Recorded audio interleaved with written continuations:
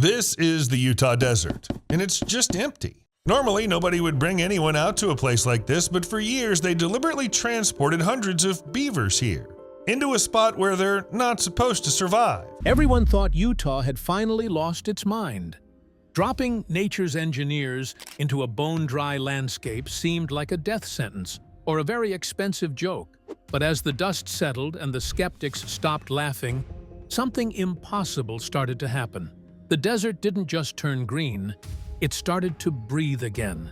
This isn't just a story about rodents in the sand. It's about a radical, giant shift in how we save a dying planet. The joke was actually on us. The dry, sad reality of the high desert. To understand why everyone was laughing, you have to understand just how dead the Utah desert looked. We aren't talking about a scenic, postcard-ready desert with towering saguaros and sunsets. We're talking about incised land. Once swallowed by an ancient ocean, now cracked open by time, its landscapes tell a story of fire, wind and water shaping stone into towering cliffs and endless deserts. In plain English, that means the creeks and streams, the lifeblood of the desert, had turned into deep, jagged trenches. Imagine a beautiful, winding river that someone took a giant shovel to and dug out until the water was trapped 10 feet below the surface. That's an incised stream. When a stream cuts deep into the earth like that, it stops acting like a sponge and starts acting like a drain. Instead of the water soaking into the surrounding soil to keep the grass green and the trees hydrated, it just zips through the channel and vanishes downstream. The result? The riparian zone, that strip of green life that's supposed to hug the water, completely dies off. You're left with a dusty, cracked wasteland where nothing but sagebrush can survive, and even the sagebrush looks like it's struggling. This wasn't an accident of nature, it was a man-made disaster. For over a century, we treated the American West like an all-you-can-eat buffet for cattle and a gold mine for timber. We let cows overgraze the banks of the streams, trampling the vegetation that holds the soil together. Without roots to anchor the dirt, the first big rainstorm turned every creek into a high-pressure fire hose that blasted away the land. We basically unzipped the landscape and let all the moisture leak out. By the time the giant beaver project was proposed, many of these areas were so dry you could walk across a historic riverbed and kick up nothing but dust. Now, enter the brilliant idea from the state. Someone suggested that the solution to this multi-million-dollar ecological collapse was to grab some rodents from the mountains and chuck them into these sun-baked gullies. From the outside looking in, this sounded like sending a goldfish to live in a volcano. People didn't just disagree, they mocked the idea. Ranchers, who have a long and storied history of hating beavers for clogging up their irrigation ditches, thought the government had finally lost its mind. To them, the beaver was a pest, a fuzzy little saboteur that caused floods and ruined roads. The idea that these nuisance animals could somehow fix a desert was seen as a taxpayer-funded prank. The skepticism was fueled by a very simple, very human bias. We like big, expensive, engineered solutions. If a desert is drying up, we want to see a billion-dollar concrete dam, a fleet of bulldozers, and a massive irrigation pipe. That's how humans solve problems, with noise and gray material. The suggestion that we could achieve better results by dropping a few dozen animals into the dirt felt like a joke. It lacked the seriousness of traditional engineering. But there was a deeper, more cynical layer to the laughter. Most people had forgotten what a healthy desert actually looks like. We had spent so many generations looking at cracked earth and dry washes that we assumed that was the natural state of things. We thought the desert was supposed to be thirsty. We didn't realize that we were looking at a broken machine, and we certainly didn't believe that a creature with orange teeth and a flat tail was the only mechanic capable of fixing it. So the stage was set. You had the government officials holding crates of confused rodents. the scientists clutching their clipboards, and a public that was ready to point and realize that shocking results usually meant spectacular failures. They expected the beavers to either wander off in search of a real forest or simply shrivel up under the relentless Utah sun. But to understand the solution, we have to look at the giant history we forgot. The ghost of the giant beaver. To understand why the modern beaver is such a powerhouse, we have to look at its family tree, specifically the branch that featured a literal monster. 10,000 years ago, during the Pleistocene, the American West was home to Castorides ohioensis. This wasn't your average backyard rodent. This was the giant beaver. It weighed up to 220 pounds and grew to be the size of a black bear. It had 6-inch, blunt-tipped incisors that looked more like ivory tusks than woodworking tools. When we talk about releasing giant beavers into the desert today, we are, in a weird way, trying to fill a hole that has been empty since the Ice Age. These prehistoric giants didn't build the domed lodges we see today. They were more like aquatic bulldozers. They lived in a world that was significantly wetter, partly because they and the other megafauna of the time kept the water on the land. When they went extinct, the landscape didn't just lose a species, it lost a primary architect. The plumbing of the continent changed. The modern beaver, Castor canadensis, is a pint-sized version of its ancestors, but it inherited the same obsession with infrastructure. Even though they only weigh about 40 to 60 pounds, their impact is still giant in proportion to their size. Biologists call them allogenic engineers. That's a fancy way of saying they change the physical environment around them so thoroughly that they create entirely new ecosystems. They aren't just living in the desert. They are redesigning it to suit their own needs. And in doing so, they accidentally save everyone else. But there was a problem. Humans almost wiped them out too. During the 1800s, the fur trade was so aggressive that beavers were virtually erased from the Utah map. Trappers treated them like four-legged gold coins. By the time we realized we needed them, they were gone from the places that needed them most. This created a beaver-shaped void in the ecosystem. Without beavers to build dams, the water moved too fast. Without dams to catch sediment, the streams cut deeper into the earth. Without the beavers, the land literally began to bleed out. The Giant Beaver Project wasn't just about moving animals. It was an attempt at an ecological seance. Scientists wanted to bring back the function of those ancient giants.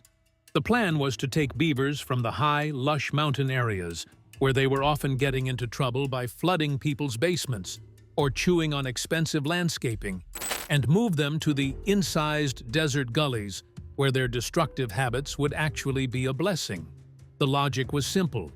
We have a species that is hardwired to build dams. We have a landscape that is dying because it lacks dams. Why not put the two together? The giant part of the title refers to the scale of the ambition. It's the idea that a small animal can fix a problem that is hundreds of miles wide. It's the belief that biological systems are more powerful than any man-made dam or irrigation project. Of course, the people laughing in the 40s and 50s didn't see it that way. They saw a rodent. They didn't see the evolutionary ghost of a bear-sized engineer. They didn't realize that the beaver's brain is essentially a supercomputer programmed for one thing: stopping the sound of running water. If a beaver hears a leak, it has an almost neurotic need to plug it. In a desert where every drop of water is precious, that neuroticism is exactly what you want. The plan was set. They would trap these mountain beavers, haul them into the desert, and hope that their ancient instincts would take over. They were betting on the fact that the beaver's DNA held the blueprints for a greener Utah. They were betting that the little beavers of today could perform the giant work of the past.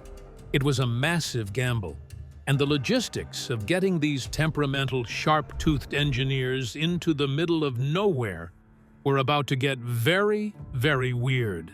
Of course, getting them there was the first shock. Parachutes and physics. If you want to move a 50-pound animal with a bad attitude and sharp teeth across a mountain range into a roadless desert, you have a logistical nightmare on your hands. In the late 40s, Utah and its neighbor Idaho faced this exact problem. They had plenty of nuisance beavers in the mountains and plenty of dying streams in the desert, but no way to connect the two. The terrain was too rugged for trucks, and pack horses were a disaster. Beavers are heavy, they smell like musk, and they don't exactly enjoy being strapped to a mule for 3 days in the sun. The horses hated them, the beavers hated the horses, and half the time the animals died of heat stroke before they ever saw a desert creek. This is where the story goes from ecological experiment to Looney Tunes. A conservationist named Elmo Heder came up with a solution that sounded like a fever dream. He decided to turn the beavers into paratroopers. The plan was to pack beavers into specially designed wooden crates that would spring open the moment they hit the ground. Heder experimented with different heights and parachute sizes, even using a lucky beaver named Geronimo as a test pilot. Geronimo was dropped over and over again until Heder was sure the landing wouldn't kill the animals. Once the drop was perfected, they loaded up surplus World War II airplanes and flew over the remote Utah and Idaho backcountry. They weren't looking for runways, they were looking for thin ribbons of brown water at the bottom of deep canyons. When they found a spot, they'd kick the crates out the door. Imagine being a rancher in 1948, looking up at the sky and seeing a fleet of wooden boxes floating down on silk chutes. It's no wonder people were laughing.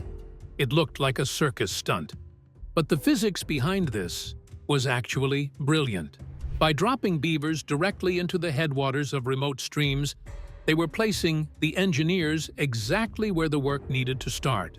Why start at the headwaters? Because a beaver dam is essentially a giant battery for water.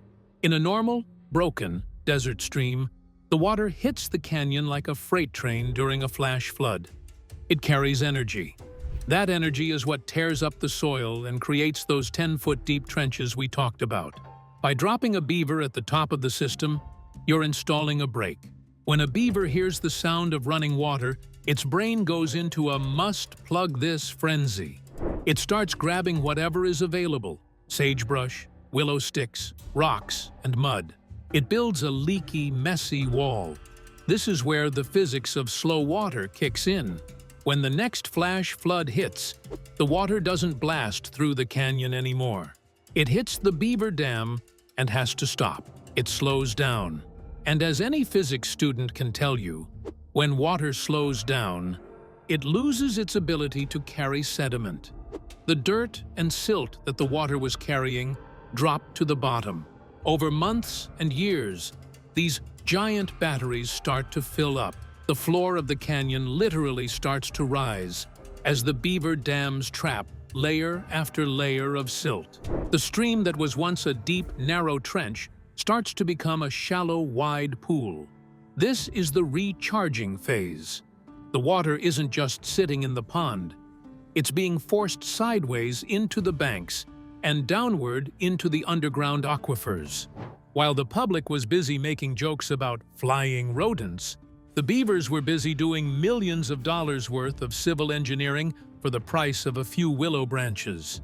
Humans trying to do this work would need permits, heavy machinery, diesel fuel, and millions in taxpayer funding. The beaver just needs a snack and a good place to pile some sticks. They are small but mighty creatures, and let's face it, beavers are often given a bad rap as destructive, chopping down trees to build their home. The shocking part of the parachute experiment wasn't just that the beavers survived the fall, it was that they immediately went to work. They didn't wander off. They didn't die of confusion. They heard the leak in the desert, and they started to plug it.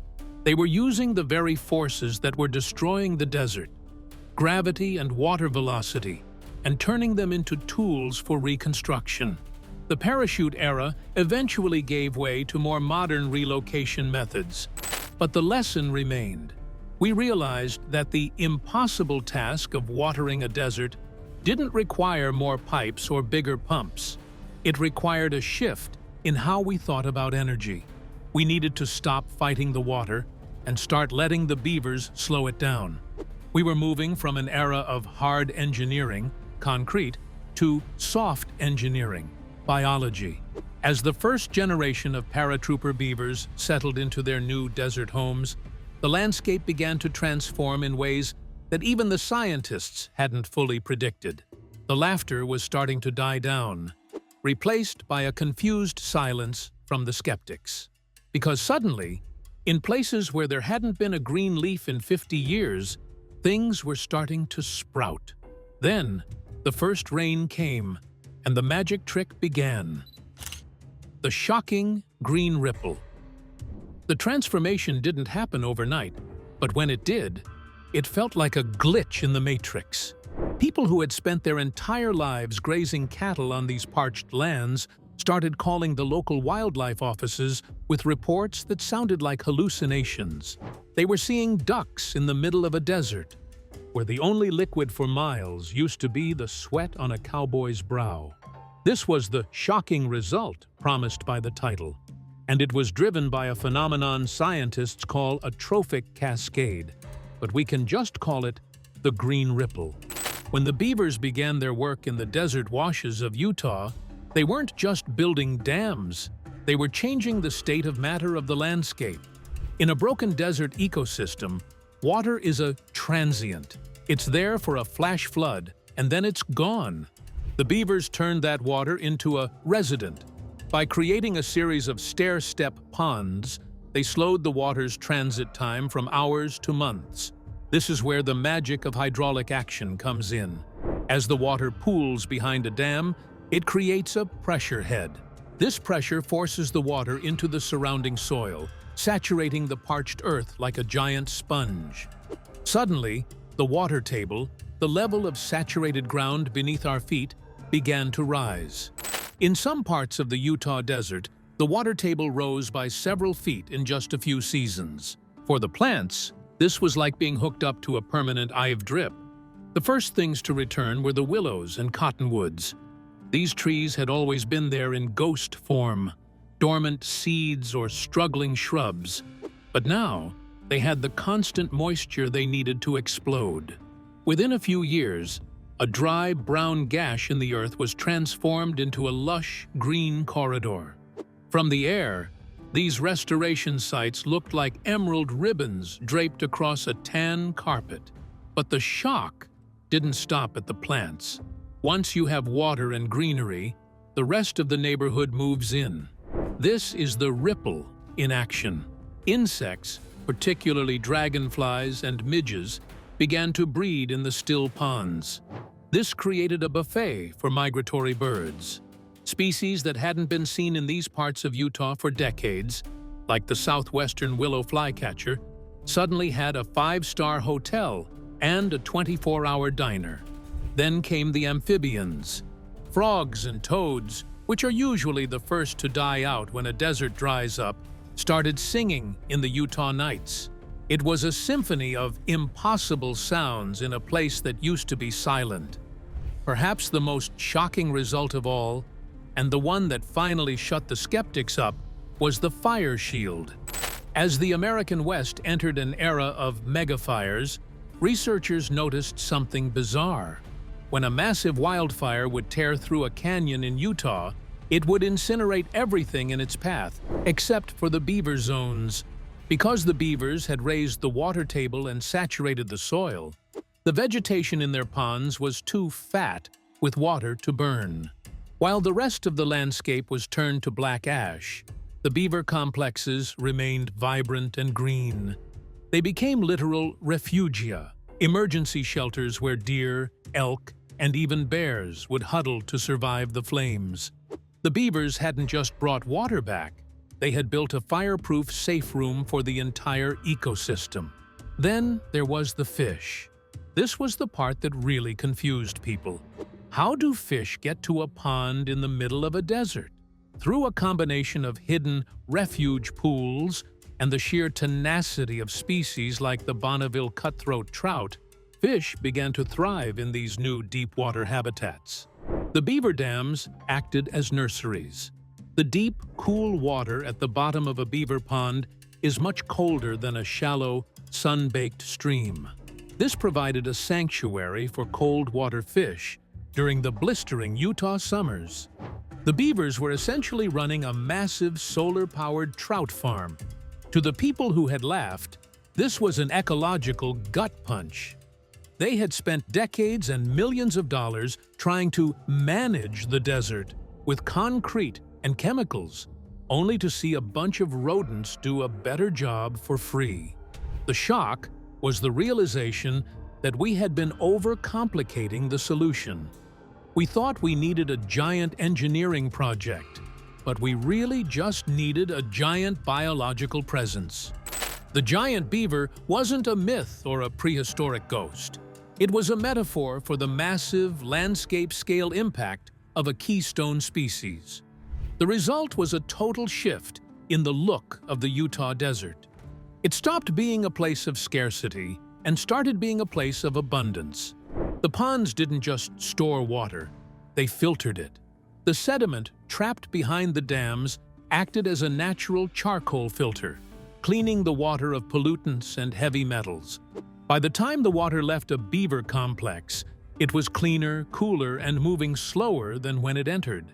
This meant that the farmers and ranchers downstream, the same people who had been laughing, were actually getting better water and more consistent flows during the dry season. The nuisance had become a utility, but it wasn't just a biological win, it was a psychological one. The success of the Utah beaver releases proved that nature isn't just a victim of human activity, it's a partner in restoration. It showed that if you give a system the right tools or the right rodents, it has an incredible capacity to heal itself. The shock wasn't that the beavers could build dams, the shock was how quickly the rest of the world rushed back in to join them. It was a reminder that life is aggressive. It wants to be there. It's just waiting for a little bit of help from a friend with big teeth. As the word got out, the Utah experiment started to draw visitors from all over the world. Scientists from dry climates in Africa and Australia came to see how a few flying beavers had turned a dust bowl into a wetland. They saw the ducks, they saw the trout, and they saw the green ribbons of life cutting through the sagebrush. They saw a desert that was no longer a wasteland, but a working, breathing machine. The laughter had completely vanished, replaced by a sense of awe. But as with any success story, the return of the beaver brought a whole new set of human problems that nobody had quite prepared for. It turns out, you don't need a multi-billion-dollar dam when you have teeth and a tail. The human drama. The shocking success of the Utah Beaver Project didn't just change the landscape, it changed the political climate. But, as any local official will tell you, nature doesn't always follow the rules of property lines. While the beavers were busy turning dusty gullies into lush wetlands, they were also starting to bump into the human world. This is where the comedy of the project met the reality of the 21st century. As the beaver population expanded, they did what beavers do. They looked for new real estate. Sometimes, that real estate was a rancher's irrigation canal. To a beaver, a man-made ditch is just a very poorly built stream that needs a dam immediately. This led to a resurgence of the old nuisance narrative. Farmers would wake up to find their fields dry because a beaver had decided to plug the headgate overnight. The laughter was gone, replaced by a fresh wave of frustration. The impossible success had created a very possible headache. However, this time the response was different. Instead of reaching for dynamite or traps, the community started looking for coexistence tools. This gave birth to a whole new field of low-tech engineering. Devices like pond levelers, basically stealth pipes that go through a beaver dam to keep the water at a specific height without the beaver realizing it, became the new peace treaty. We started to realize that the cost of managing a few stubborn rodents was pennies compared to the millions we were saving in flood control and fire protection. The human drama also played out in the courtroom. Water law in the West is ancient and grumpy. It's based on the idea that every drop of water is owned by someone. When a beaver traps water on public land to create a wetland, some argued that the beaver was stealing water from people downstream. But the data from the Utah project provided a counterpunch. The water wasn't being stolen, it was being timed. By slowing the release of snowmelt, the beavers were actually ensuring that farmers had water in August, rather than a dry creek bed. The giant beaver project eventually forced a shift in human ego. We had to admit that we weren't the only ones with a right to manage the land. We had to learn to share the desert with an architect that doesn't use blueprints or attend town hall meetings. The shock was ultimately a lesson in humility. We found out that the cheapest climate fix we have isn't a new technology, it's an old neighbor we almost drove to extinction. So, what does this mean for the rest of the world's dust bowls? The new blueprint. The Utah experiment did something more than just turn a few patches of dirt green. Things really changed and changed for the better. And we saw more water and we saw a lot more forage and grass and woody species. And then beaver came along and that really changed things. It provided a proof of concept for a planet that is rapidly drying out. We are currently living in an era where the old ways of managing water, big concrete walls, deep pipes, and aggressive drainage are failing us. As the climate shifts and the droughts get longer and hotter, the shocking success of the flying beavers has become the gold standard for what we now call low-tech process-based restoration, LTPBR. It's a mouthful of a name, but the concept is as simple as a pile of sticks.